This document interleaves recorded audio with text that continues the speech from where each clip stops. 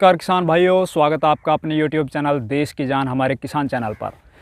किसान भाइयों, लहसुन का भाव आगे तेज़ रहेगा या मंदी आएगी, कोरोना का कितना इफ़ेक्ट पड़ेगा और पिछला सप्ताह जो गया है, आज संडे का दिन है, अभी जो ये पिछला सप्ताह निकला है वहाँ पे कहाँ पर मंडियाँ बंद थी और मंडियाँ बंद होने के कारण हमारे देश में लहसुन की डिमांड बढ़ी है, सप्लाई घटी है या सप्लाई बढ़ी है, डिमांड घटी है, बाज़ार का क्या हाल रहा।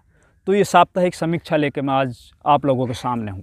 सबसे पहले दोस्तों, मित्रों, प्यारे किसान भाइयों, आप लोगों से मेरी एक नम्र निवेदन है, एक विनती है कि आप इस कोरोना संकट में सोशल डिस्टेंसिंग और मास्क का प्रयोग ज़्यादा से ज़्यादा करें और अपने परिवारजनों को, अपने चाहने वालों को, अपने आसपास में जितने भी लोग रहते हैं उनकी और अपनी रक्षा ज़रूर कीजिए इस कोरोना से, क्योंकि कोरोना का संकट बहुत तेज़ी से फैल रहा है और इसका इफ़ेक्ट 100% किसानों पर भी आएगा। वैसे ओवरऑल देखा जाए तो पिछले साल भी हमने देखा था कि सभी सेक्टर वो धड़ाम हो गए थे, छोड़ के एक एग्रीकल्चर सेक्टर वो बचा था। तो दोस्तों, कितना इफ़ेक्ट आएगा और विशेष रूप से ये जो वीडियो है लहसुन भाव पर है, तो लहसुन पर कितना इफ़ेक्ट आएगा मैंने जो एनालिसिस किया है पूरे सप्ताह में, और देश का सबसे बड़ा जो राज्य, जो देश का सबसे बड़ा उत्पादक राज्य मध्य प्रदेश, वहाँ पे अधिकतर मंडियाँ बंद रही है। वो अधिकतर मंडियाँ बंद रहने के कारण देश में जो अपनी लोकल डिमांड है वो कितनी बढ़ी है और सप्लाई और डिमांड में कितना अंतर आया, आज की वीडियो इसी पर आधारित होगी। साथ ही साथ दोस्तों, जो आने वाला सप्ताह है उसमें लहसुन भाव किस ओर जाएगा, और हमारे पीछे 2 वीडियोज़ हैं। और सबसे पहले वीडियो में हमने बताया था कि मई से लहसुन का जो भाव है वो तेज़ी पकड़ना स्टार्ट कर देगा, क्योंकि चौतरफा डिमांड होगी। लेकिन उस टाइम पे कुछ अलग समय था, उस टाइम पे इतना कोविड का प्रभाव नहीं था, अभी कुछ है। तो आज की जो वीडियो है वो संपूर्ण विश्लेषण एकदम सटीक आप लोगों को मिलेगा। उससे पहले मैं आप लोगों से विनती करता हूँ, जितने भी किसान भाई हमारे चैनल पर नए आए हैं या जिन किसान भाइयों ने चैनल को अभी तक सब्सक्राइब नहीं किया है, कृपया चैनल सब्सक्राइब कर लीजिए, पास वाले बेल आइकन घंटे के निशान को प्रेस कर लीजिए। और हमारी जानकारियाँ अगर आप लोगों को सही लगे, सटीक लगे, तो एक लाइक ज़रूर कीजिए। साथ ही साथ आपको किसी भी तरह की कोई भी क्वेरी चाहिए तो आप कमेंट कर सकते हो। तो मित्रों, बात करते हैं लहसुन फसल का आगे आने वाले समय में क्या कुछ होने वाला और पिछला सप्ताह गया वो क्या गया।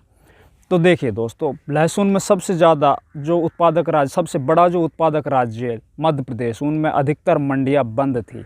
अधिकतर मंडियाँ बंद होने के कारण हमारे देश में जो लोकल डिमांड है वो बराबर बनी हुई थी, क्योंकि आप लोगों को भी पता है कि हर घर की रसोई में लहसुन की आवश्यकता होती है। तो वो लोकल डिमांड है वो लगातार बनी हुई है। हाँ, कुछ इफ़ेक्ट पड़ा है, जो कुछ इंडस्ट्रियल यूज़ के लिए जो लहसुन की डिमांड अब निकल जाती, लगभग 20 या 25 अप्रैल तक वो डिमांड निकल आती है हर साल, वो अभी कुछ समय के लिए रुकी हुई है। वो निकलेगी ज़रूर, 100% निकलेंगी। हमारी सरकार ने ये कर रखा है कि ज़्यादा से ज़्यादा इंडस्ट्रियों को चालू रखा जाए, जब तक चल सकती है उनको चलाया जाए। वो आखिरी विकल्प होगा उनको बंद करने का, जब ज़्यादा ही क्राइसिस ज़्यादा बढ़ जाएगा कोविड पैंडेमिक का।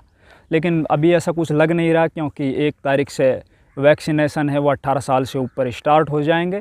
तो दोस्तों, अभी तक राजस्थान की कुछ मंडियां जहां पे लहसुन उत्पादन होता है वो लगातार चल रही थी सुबह से और शाम तक। लेकिन अब अगले जो आदेश आ चुका है राजस्थान सरकार का, वो ये है कि सुबह 6 बजे से और दोपहर 11 बजे तक आप मंडियां चलेगी। तो अगर 11 बजे मंडियां बंद हो जाएंगी तो वो स्वाभाविक सी बात है कि राजस्थान की मंडियों में भी आवकें कम हो जाएगी और देश में जो आपूर्ति होनी है वो वहाँ पे भी कुछ ना कुछ डिस्टरबेंस ज़रूर बनेगा। और जो लगातार जो डिमांड बनी हुई घरेलू, उसमें इजाफा होता चला जाएगा। अब बात करते हैं दोस्तों, ये जानकारियाँ कहाँ से मैंने जुटाई है। तो सबसे पहले आज़ादपुर मंडी, मैं जो हर तीसरे चौथे दिन फ़ोन करके आड़तियों से पूछता रहता हूँ कहाँ पे क्या चल रहा है। और साथ ही साथ अब की बार मैंने पश्चिम बंगाल की भी 1-2 मंडियों में फ़ोन कर पूछा है कि वहाँ पे क्या है, ये पिछला सप्ताह ऊपर गया था नीचे, या फिर उनका पॉइंट ऑफ व्यू क्या है आगे आने वाले समय के लिए। और कुछ 1-2 स्टेट में और मैं जानकारी जुटाई है। दोस्तों, पिछला सप्ताह था उसमें अगर आप लोगों को बताया जाए तो लगभग 1000 से 1200 रुपये की तेज़ी पिछले सप्ताह में सभी क्वालिटी में आई है लहसुन की। और अब बात करें डिमांड, तो डिमांड घरेलू डिमांड के साथ साथ अब मई में इंडस्ट्रियल डिमांड भी ज़रूर आएगी, क्योंकि उनको अभी से जो अचार फैक्ट्रियां हैं या फिर रिहाइड्रेशन कंपनियां हैं, उन सबको अपना माल लेके स्टॉक करना है, क्योंकि इससे आगे आगे फिर उन लोगों को भी ये पता है कि बाज़ार हैं वो शायद तेज़ होते चले जाएंगे। तो जो आने वाला सप्ताह है दोस्तों, वो मेरे पॉइंट ऑफ व्यू से मैं अगर आप लोगों को बताऊं तो आने वाले सप्ताह में भी लगभग 1000 से 1500 रुपये की तेज़ी लहसुन दिखाएगा। और मई आते आते लहसुन बहुत अच्छे से रफ्तार पकड़ जाएगा। जैसे ही एमपी की मंडियां खुलेंगी या जहां पे ज़्यादा लहसुन लगाया जाता है, वहाँ पे एकदम से सप्लाई ज़रूर बढ़ेगी। जैसे मंडियाँ खुलेंगी सप्लाई बहुत तेज़ी से बढ़ेंगी, लेकिन सप्लाई तेज़ी से बढ़ने से भी कुछ नहीं होगा, क्योंकि जो डिमांड है वो पूरे देश से निकल चुकी होगी।